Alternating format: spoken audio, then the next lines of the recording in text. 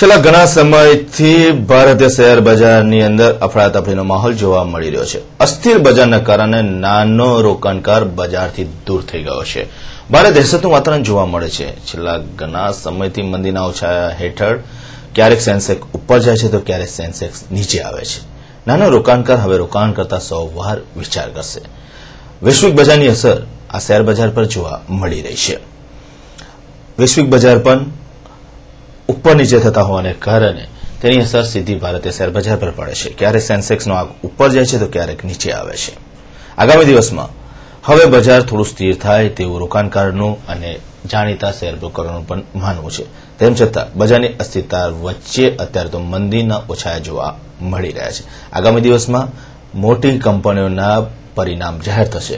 થોડાક અંશે બજાર ઉપર આવશે, પરંતુ અત્યારે પણ બજારની અંદર માહોલ અસ્થિર જોવા મળી રહ્યો છે. વડોદરા શહેરના જાણીતા શેર બ્રોકર જગદીશભાઈ ઠક્કર આ સંદર્ભે શું કહે છે, સાંભળે તેમને જરા. શનિવાર સુધીના સ્પેશિયલ ટ્રેડિંગ સેશનની અંદર જાન્યુઆરીની શરૂઆતથી બજારમાં સેન્સેક્સ અને નિફ્ટી બંને ઉપર તરફ પ્રયાણ કરવામાં સક્ષમ રહ્યા. ગયા અઠવાડિયે કદાચ એકાદ બે દિવસ નાનો ઘટાડો ચોક્કસ આવ્યો છે, પણ ઉત્તરાયણની અંદર જેમ પતંગ ઉપર તરફ ચગે છે તેમ સેન્સેક્સ અને નિફ્ટી જાન્યુઆરી 2012ની શરૂઆતથી ઉપર આકાશમાં ઉડવાની શરૂઆત કરી દીધી છે. આજે જો કે સેન્સેક્સ અને નિફ્ટીમાં માત્ર 10 પોઈન્ટનો જ વધારો થયો છે, પરંતુ એની પાછળ ઘણા પરિબળો અને ઘણા કારણો છે. ગઈકાલે જે સેન્સેક્સમાં લગભગ 350 પોઈન્ટનો ઉછાળો આવ્યો અને એના આગલા દિવસે મામૂલી ઘટાડો આવ્યો, એ આજે બુધવારે એ કોમ્પન્સેશન એટલે કે બરાબર સરભર થઈ ચૂક્યું છે. અને આજે નિફ્ટી અને બીએસઈ સેન્સેક્સ 16,000ની ઉપર બીએસઈ સેન્સેક્સ અને 4,850ની ઉપર એનએસઈ નિફ્ટી અત્યારે બિલકુલ યથાવત છેલ્લા 3 દિવસથી પોતાનું ટ્રેડિંગ કરી રહ્યા છે. આના મુખ્ય કારણોમાં તો એ છે કે જે પરિસ્થિતિનું નિર્માણ યુરોઝોનની અંદર થયું છે, ફ્રેન્ચ અને ઇટાલિયન બોન્ડના ઓપ્શન એ કદાચ આ અઠવાડિયામાં થવાના છે.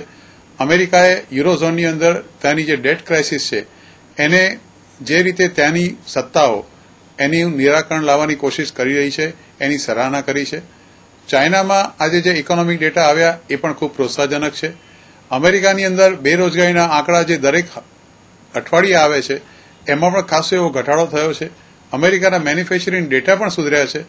રૂપિયો જે ડોલર સામે અતિ નબળો પડીને 53-54 રૂપિયાની આસપાસ જતો રહ્યો હતો, એ છેલ્લા 1 કે 2 દિવસથી ઘટીને લગભગ 51 રૂપિયા અને 30 પૈસા થઈ ગયો છે. આવતીકાલે ઇન્ફોસિસના પરિણામ છે અને લોકોને એવી આશા છે કે છેલ્લા 2 ક્વાર્ટરમાં એટલે છેલ્લા 2 ત્રિમાસિક પરિણામમાં જે નિરાશા સાંપડી છે એનાથી બિલકુલ વિરુદ્ધ આ વખતે કદાચ ઇન્ફોસિસના પરિણામમાં થશે અને એ લોકોએ જે ગાઈડન્સ આપ્યું છે 2011-12નું એ પૂરું કરવામાં સક્ષમ રહેશે.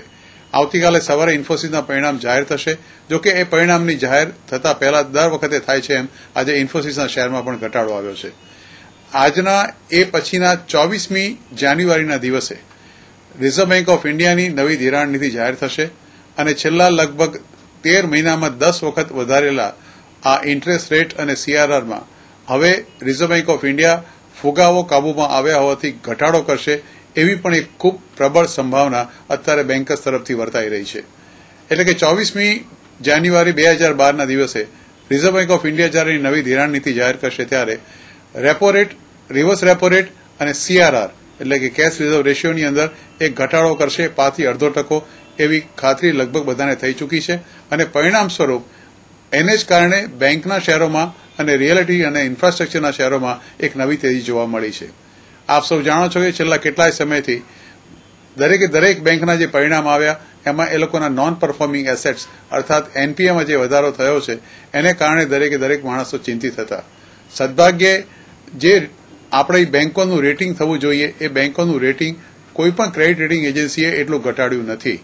સાથે સાથે આપણા ઇન્ડિયાનું જે આઉટલુક છે એને પણ હવે એ લોકોએ સ્ટેબલમાં ગણાવવાની શરૂઆત કરી છે અને ઇન્ડિયાને પહેલા એક સ્પેક્યુલેટિવ દેશ તરીકે અર્થાત એક સટોડિયાના દેશ તરીકેની જગ્યા એમાંથી અમે ઇન્વેસ્ટમેન્ટ ગ્રેડનો એક આપણે વધુ સારો દરજ્જો ગઈકાલે જે ક્રેડિટ એજન્સીએ આપણને આપ્યો છે.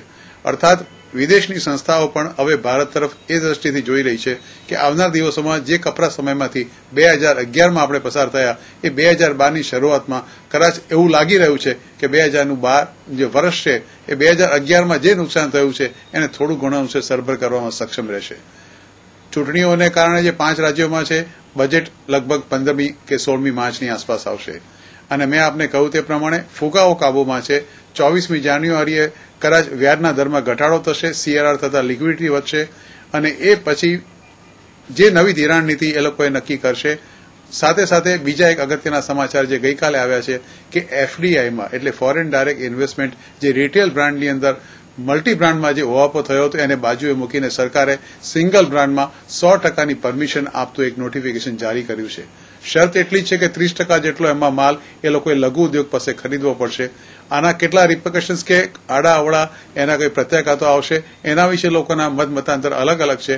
પણ એક વસ્તુ ચોક્કસ છે કે જો વિદેશી રોકાણકાર અહીંયા આવશે તો રૂપિયો જે નબળો પડ્યો છે અત્યારે એમાં ડેફિનેટલી એક સુધારો ચોક્કસ થશે, જે ખાસ કરીને જે લોકો ઇમ્પોર્ટ કરે છે એને માટે એક આશીર્વાદરૂપ તૈયાર થશે.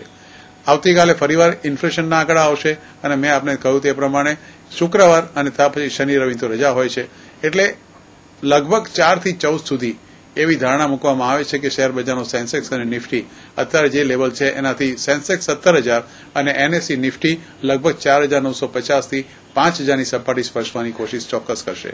સ્ટેટ બેંક ઓફ ઇન્ડિયાએ પણ કહ્યું છે કે આ ક્વાર્ટરની અંદર અમારા નોન પરફોર્મિંગ એસેટ્સમાં ખાસો એવો ઘટાડો થયો છે અને છેલ્લા 2 ક્વાર્ટરમાં જે માયુસી, જે નિરાશા જોવા મળી હતી એ નહીં મળે. આમ બધા શુભ સમાચાર ચારે તરફથી છે.